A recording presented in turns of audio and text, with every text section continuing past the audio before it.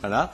Mesdames et messieurs les parlementaires, Monsieur le Président, nous tenons en premier lieu à vous remercier pour l'opportunité que vous nous offrez d'aborder aujourd'hui les questions relatives au développement de l'aquaculture dans les RUP françaises.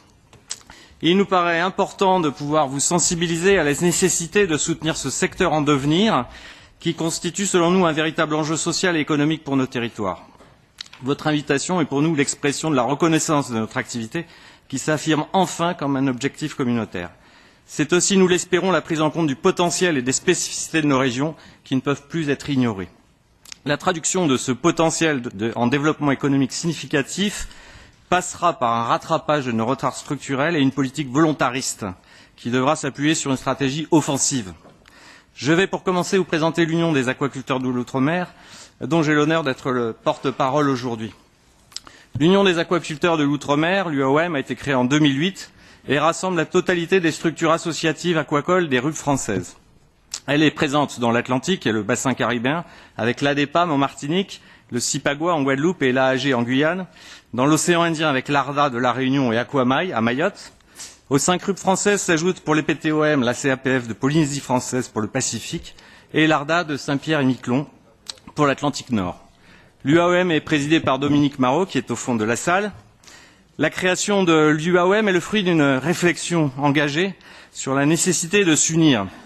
S'unir autour d'objectifs communs pour exister, être mieux écoutés, s'unir autour d'une conscience partagée du potentiel de nos filières, s'unir enfin autour d'une volonté commune de développer une aquaculture durable, adaptée à nos territoires.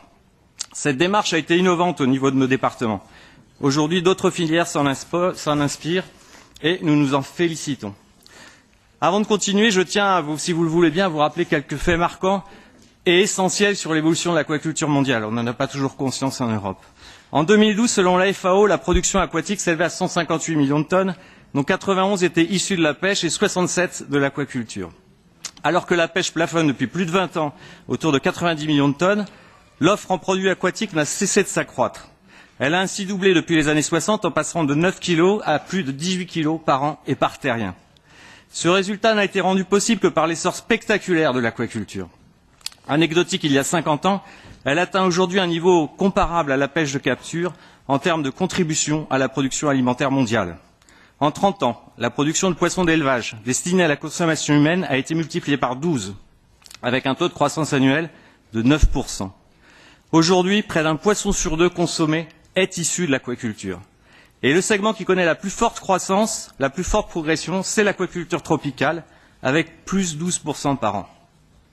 Ce secteur est également créateur d'emplois, avec une croissance de 5% des emplois par an. Il faut admettre qu'un tel rythme de croissance s'est traduit dans certaines parties du globe par des dérives et des excès, provoquant des dégâts environnementaux, une dégradation de la qualité des produits, d'où malheureusement aujourd'hui une certaine défiance des consommateurs à son égard.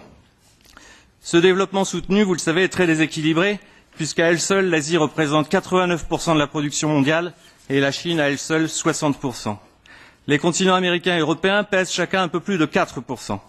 Le secteur stagne en Europe, exception faite de la Norvège qui, comme vous le savez, n'est pas membre de l'UE et n'est pas soumise à nos contraintes.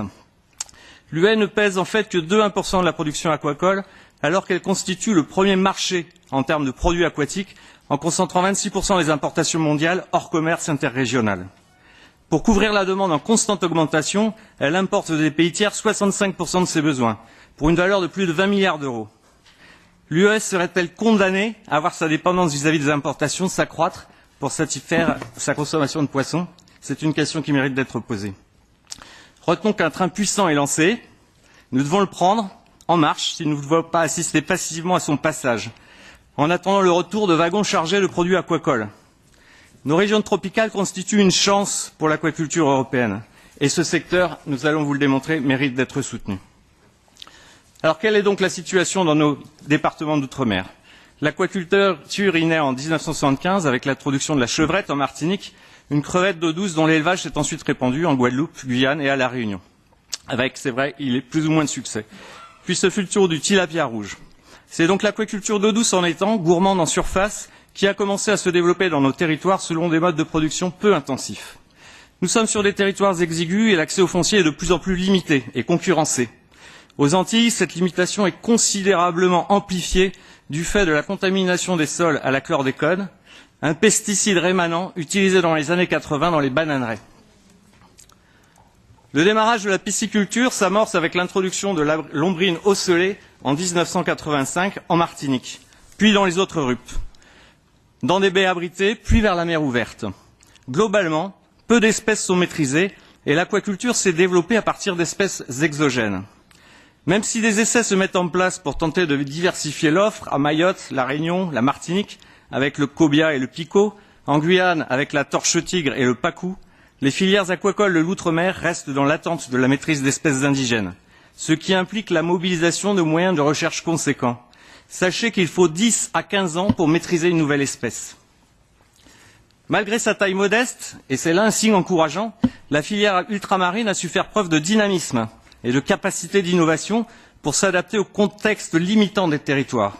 Ici, avec des prototypes d'aquaponie, à La Réunion, en Martinique, qui devraient permettre de contourner les difficultés d'accès au foncier et la limitation des ressources en eau, tout en apportant des solutions de diversification vers le maraîchage. Innovation également avec la mise au point de cages immergeables à La Réunion et en Guadeloupe pour s'affranchir des risques cycloniques et ouvrir des perspectives de développement à l'aquaculture offshore. Citons enfin la création d'une pépinière d'entreprise à Mayotte qui a permis à des aquaculteurs artisanaux de mutualiser une part de leurs investissements productifs. Et soulignons enfin que les seules installations en pisciculture marine en France depuis 15 ans l'ont été en Outre-mer. Quelques chiffres pour remettre la situation.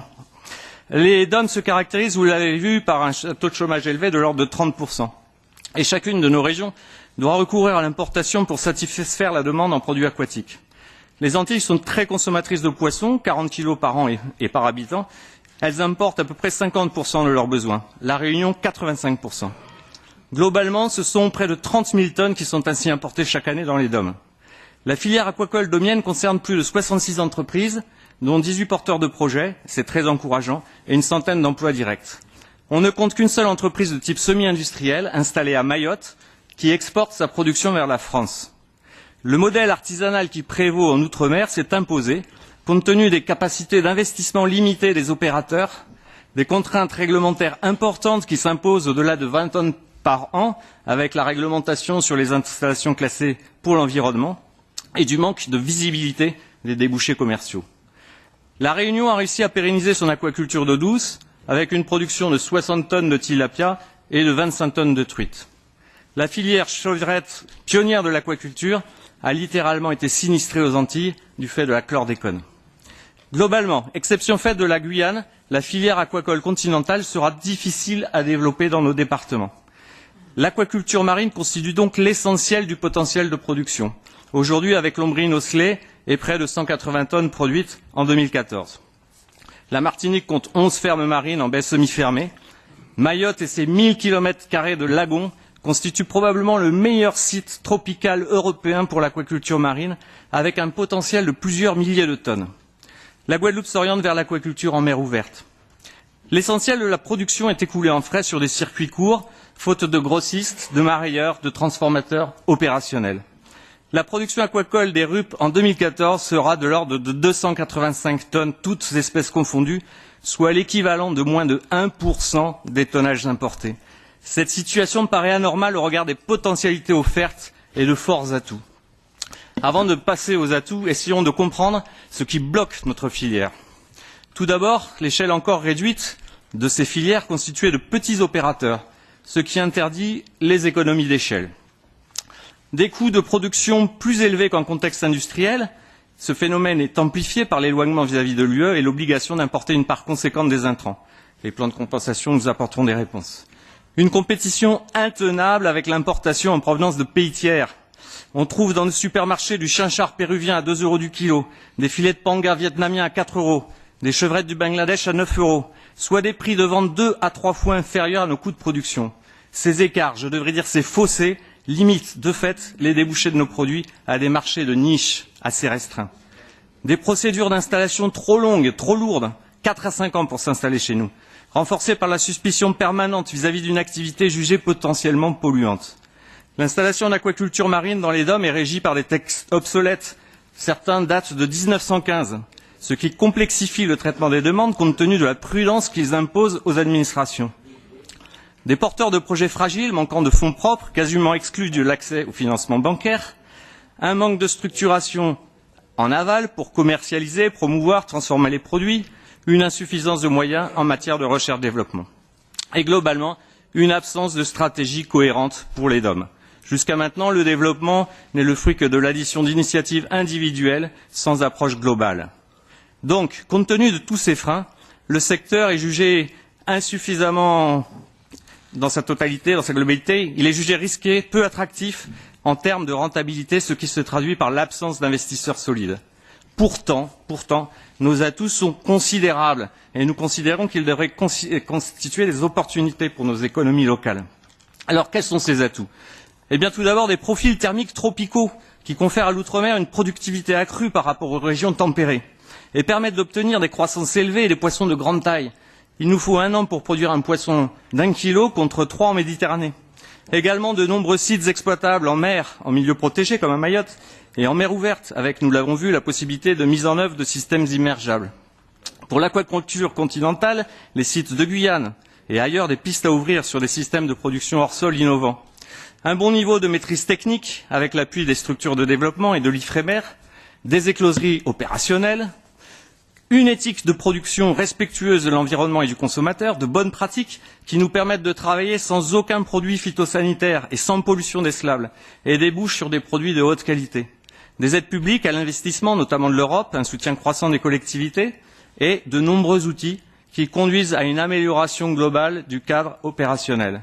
Citons le FEAMP à venir, les plans de compensation des surcoûts, les schémas régionaux de développement de l'aquaculture marine et les plans de développement régionaux. L'aquaculture présente donc de réelles opportunités pour nos économies locales, compte tenu du besoin de diversifier le secteur primaire et la nécessité de réduire la dépendance alimentaire. Des possibilités de création d'emplois, de valeur ajoutée, des marchés locaux déficitaires et demandeurs, des possibilités d'exportation vers l'UE pour des productions tropicales qui répondent à ces normes, et enfin, de sa complémentarité avec la pêche qui devrait, selon nous, permettre, grâce à la régularité des apports, de sécuriser le fonctionnement d'unités de transformation dont nous avons besoin. Alors, quelles sont nos perspectives et que faire pour débloquer la situation? En premier lieu, sécuriser l'existant. Ce premier objectif de consolidation ne saurait constituer une réponse suffisante aux défis posés. Nous devons viser plus haut, être plus ambitieux, nous projeter à plus long terme pour produire plus, produire mieux et surtout avoir la possibilité de vendre plus.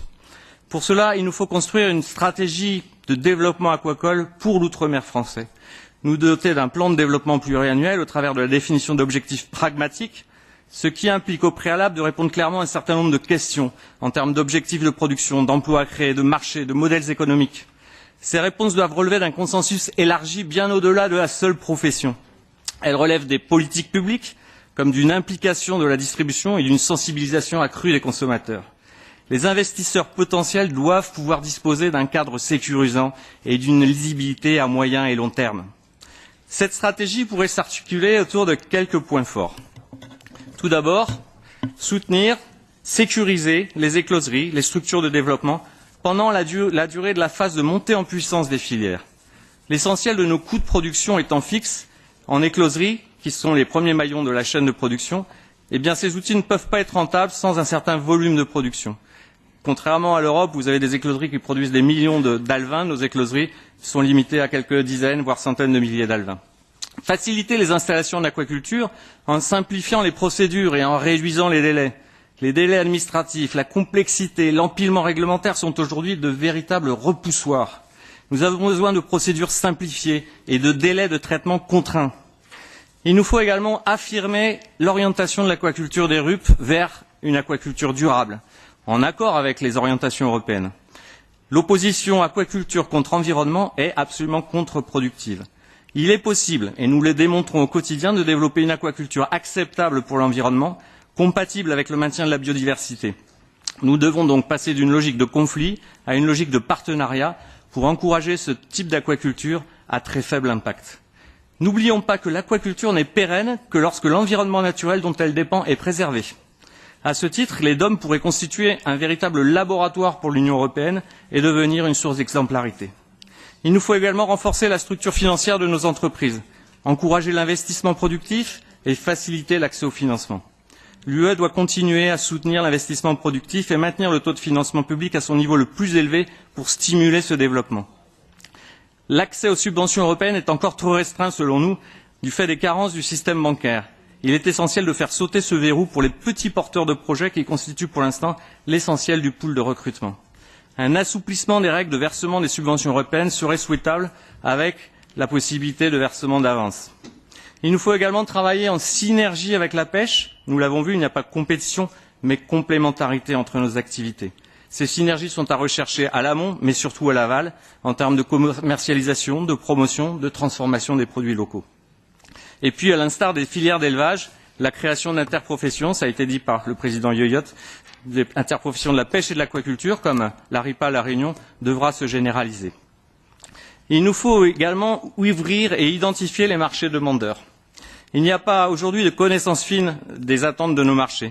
Ce sont tout de même, malgré tout, les marchés locaux qui doivent être visés, selon nous, en premier lieu. Les possibilités d'accès au marché d'export ne doivent pas être occultées, bien que les contraintes de compétitivité y soient encore plus aiguës. Les DOM, nous l'avons vu, sont importateurs de l'essentiel de leurs produits alimentaires. En cas de crise majeure, on connaîtrait rapidement une situation de disette. Cependant, l'existence de ce fort déficit production-consommation ne suffira pas à garantir l'écoulement de nos productions, compte tenu du différentiel de prix considérable avec les produits importés des pays tiers. C'est pourtant l'appel des marchés qui entraînera l'investissement productif. J'aimerais que l'UE, ça c'est un souhait de citoyen, admette que les logiques de compensation, même si elles nous sont essentielles et vitales aujourd'hui, ne suffiront pas à nous rendre compétitifs vis-à-vis des pays tiers. La compétition est trop inégale. Il faudra penser tôt ou tard à imposer aux produits importés des niveaux d'exigence proches des nôtres, tant du point de vue social que sanitaire et environnemental, pour se donner enfin la possibilité d'accéder à nos marchés de masse. Afin de réduire ces différentiels, 2 leviers peuvent être actionnés rapidement. Valorisation de la qualité et de l'origine de la production, à travers de labellisation, de sensibilisation des consommateurs, et également réduction des coûts par économie d'échelle et mutualisation de moyens. Je ne cite pas la compensation des surcoûts qui aujourd'hui est acquise, mais qui va nous permettre malgré tout de réduire le différentiel. Enfin, nous devons absolument renforcer les moyens de notre recherche, de la coopération par la mise en œuvre de réseaux efficaces. Les moyens de la recherche ne sont pas à la hauteur des enjeux identifiés. On ne peut pas continuer à affirmer que l'aquaculture constitue une solution d'avenir et ne pas engager des moyens de recherche plus conséquents pour préparer cet avenir. La mutualisation, la coopération au niveau RUP, notamment, doit être encouragée par l'UE pour optimiser les moyens de cette recherche. Nous avons donc du travail en perspective pour enclencher la révolution bleue tant attendue. Les avancées obtenues dans le cadre du FEAMP, grâce à l'action du Parlement, notamment les plans de compensation des surcoûts, devraient améliorer la situation de nos entreprises et ouvrir enfin de nouvelles perspectives que nous allons saisir. Nous appelons à l'élaboration d'une stratégie plus offensive, volontariste, faute de quoi nous finirons par déléguer totalement notre production aquacole aux pays émergents et augmenterons d'autant notre niveau de dépendance alimentaire. Si nous ne pouvons nous réjouir de la succession des déclarations d'intention extrêmement favorables ces dernières années, nous ne pouvons plus nous en contenter si elles ne se traduisent pas par des effets concrets sur le terrain. Souvenons-nous que plus de 140 millions d'euros sont consacrés par les DOM à l'importation de produits de la pêche. Imaginons que l'on puisse injecter annuellement ne serait-ce que 2 à 3% de cette valeur dans le développement. Eh bien, nous pourrions en 10 ans faire émerger une filière significative et créer de l'emploi. Une production de 10 000 tonnes à l'échelle des DOM, tout à fait envisageable, déboucherait sur la création de plus de 2 000 emplois. L'exemple des îles Canaries nous montre que tout est possible. Elles étaient encore il y a 20 ans à notre niveau. Elles présentent aujourd'hui la seconde région aquacole espagnole. Pour clore cet exposé, nous paraphraserons la conclusion du rapport de la mission parlementaire dirigée par Hélène Tanguy en 2008. Sans volonté politique forte, l'aquaculture n'a pas d'avenir dans nos territoires. Nous comptons sur votre mobilisation et la mobilisation de l'ensemble des acteurs et vous remercions pour votre attention. Merci, Monsieur Herman.